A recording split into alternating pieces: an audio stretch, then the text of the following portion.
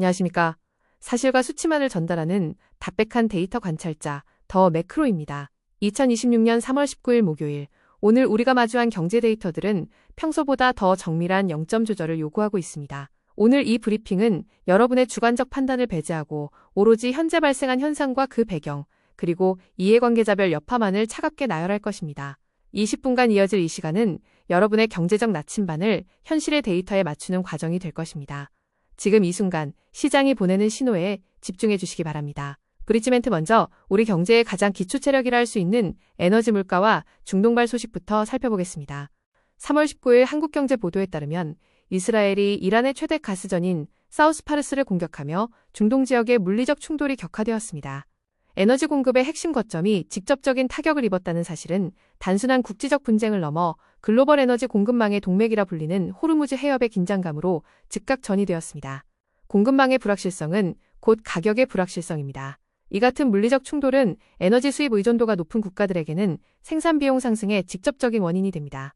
대출자에게는 인플레이션 지속에 따른 금리 하락 지연이라는 부담을, 에너지 관련 자산 보유자에게는 단기적 가치 변동성 확대라는 여파를 동시에 던지고 있습니다. 브릿지멘트 이 수치는 즉각적으로 국제 유가 시장에 반영되었습니다. 3월 19일 오전 10시 4분 뉴시스 속보를 확인하겠습니다. 브렌트유 가격이 배럴당 110달러를 다시 넘어섰습니다. 유가는 산업 전반의 혈액과 같습니다. 유가의 상승은 운송비와 제조 원가를 직접적으로 자극하며 이는 곧 소비자 물가지수의 상방 압력으로 작용합니다. 수치로 보면 배럴당 110달러라는 숫자는 기업들에게는 영업이익률의 감소를, 소비자들에게는 가처분 소득의 감소를 의미합니다. 특히 에너지 집약적 산업인 화학과 철강 분야의 생산자들은 원가 부담 증가라는 여파를 마주하게 되며 일반 가게는 주유비와 공공요금 상승이라는 실질적인 비용 증가를 경험하게 됩니다. 브릿지멘트 유가의 고공행진은 통화정책의 방향성에도 결정적인 영향을 미칩니다. 3월 19일 오후 1시 52분 파이낸셜 뉴스가 전한 미 연준의 결정입니다. 정책금리는 연 3.50%에서 3.75% 사이에서 동결되었습니다. 제롬 파월 의장은 물가 진전이 확실치 않다면 금리 인하는 고려하지 않겠다는 입장을 고수했습니다. 고물가가 잡히지 않는 상황에서 금리를 내릴 명분이 부족하다는 인과관계가 성립합니다. 이 결정으로 예금자는 고금리 이자 수익의 장기화라는 혜택을 누리지만 변동금리 대출자들은 이자 상환 부담이 줄어들지 않는 정체 국면에 3월 19일 오후 2시 2분 파이낸셜 뉴스 시황 데이터입니다. 코스피 지수는 전 거래일 대비 149포인트, 즉 2.51% 하락한 5,776.03을 기록 중입니다. 지수가 2.5% 이상 하락했다는 것은 시장 전반에 걸쳐 강력한 매도 우위 환경이 조성되었음을 의미합니다. 대외 불확실성이 커지자 위험 자산인 주식에 대한 회피 심리가 작동한 것입니다. 주식 보유자들에게는 자산 가치의 하락이라는 부정적 여파가 발생하지만 현금 보유자들에게는 주요 기업들의 가격 메리트가 발생하는 상반된 환경이 구축되고 있습니다. 브릿지멘트 거래 주체별로 보면 그 양상은 더욱 뚜렷하게 갈립니다.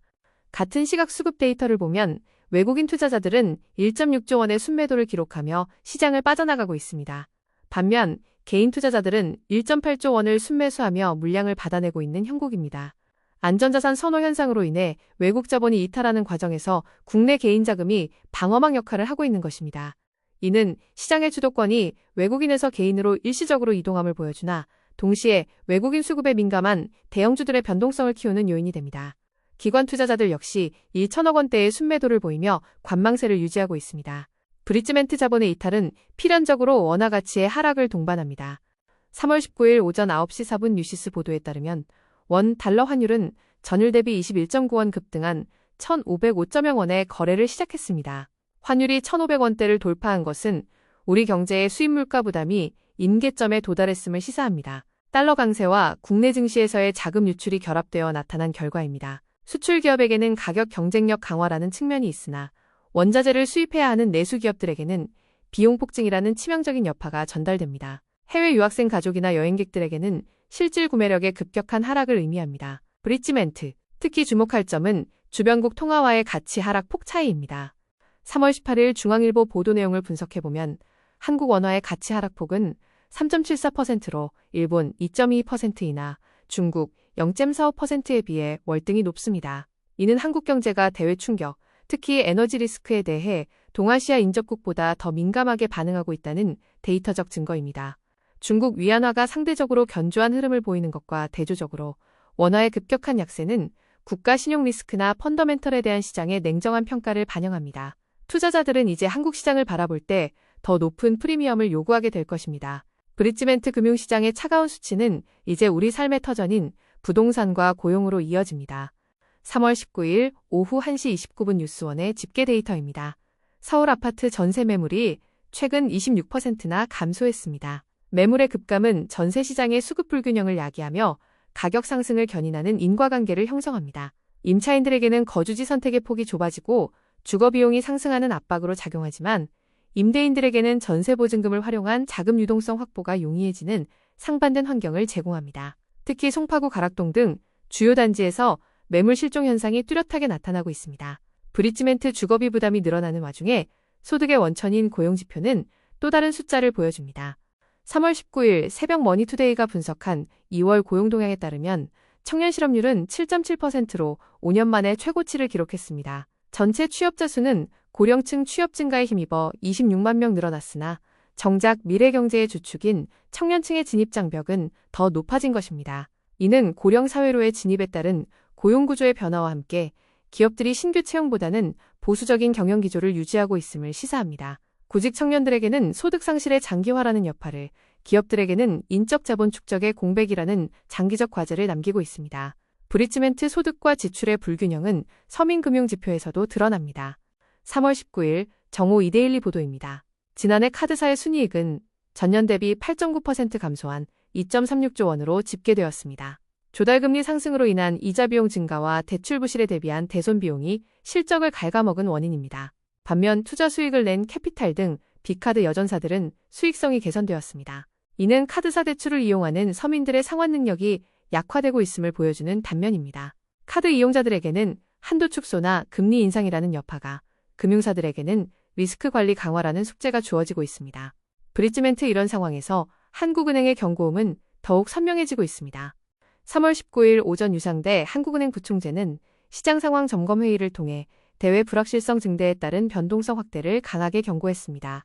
특히 환율과 채권 시장의 쏠림 현상에 대해 필요시 시장 안정화 조치를 적기에 시행하겠다고 언급했습니다. 이는 당국이 현재의 시장 변동성을 비정상적인 흐름으로 간주하고 있음을 의미합니다. 시장 참가자들에게는 과도한 투기적 거래에 대한 주의 신호를 보내는 것이며 동시에 경제 전반의 연착륙을 유도하겠다는 의지 표명입니다. 브릿지멘트 당국의 움직임은 금융시장을 넘어 규제의 영역으로도 확장되고 있습니다. 3월 19일 오전 10시 38분이 데일리 보도입니다. 임광현 국세청장은 주택 취득 시 제출하는 자금 조달 계획서 중 사업자 대출을 이용한 사례를 전수 검증하겠다고 천명했습니다. 이는 대출 규제를 우회하여 사업자금을 주택 구입에 전용하는 편법을 원천 차단하겠다는 배경을 담고 있습니다. 투명한 자금 출처를 가진 실수요자에게는 시장 정상화라는 긍정적 측면이 있으나 무리한 레버리지를 활용한 투자자들에게는 대출금 회수 및 세무조사라는 강력한 여파가 닥칠 예정입니다. 규제의 타겟이 정밀해지고 있습니다. 브릿지멘트 정책적 압박 외에도 산업 현장에는 거대한 외부 위협이 도사리고 있습니다. 3월 19일 오전 11시 뉴시스가 타전한 분석 보고서의 수치는 충격적입니다. 중동 분쟁으로 호르무즈 해협이 봉쇄될 경우 한국 제조업의 전체 생산비는 최대 11.8% 상승할 것으로 분석되었습니다. 에너지 수입액은 무려 24.2%가 증가하게 됩니다. 이는 우리 제조기업들이 감당할 수 있는 마진율의 한계를 넘어서는 수치입니다. 수출 중심의 제조기업들에게는 채산성 악화로 인한 적자 전환 가능성을, 소비자들에게는 공산품 가격 급등이라는 여파를 예고합니다. 우리가 숫자로 목격하는 이 시나리오는 실물 경제의 생존과 직결된 데이터입니다. 마지막으로 시장의 질서를 재편하려는 새로운 제도적 시도를 확인하겠습니다.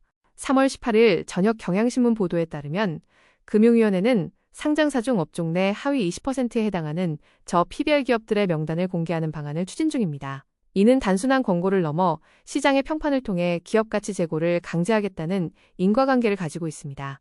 주주들에게는 저평가된 기업을 선별할 수 있는 투명한 데이터를 제공하는 여파를 주지만 해당 기업들에게는 주가 방어와 배당 확대라는 압박으로 작용할 것입니다. 시장은 이제 숫자로 증명하지 못하는 기업에게 냉정한 성적표를 제시하려 합니다. 이상으로 오늘의 20분 브리핑을 마칩니다. 데이터에 기반한 평온한 하루 되시기 바랍니다.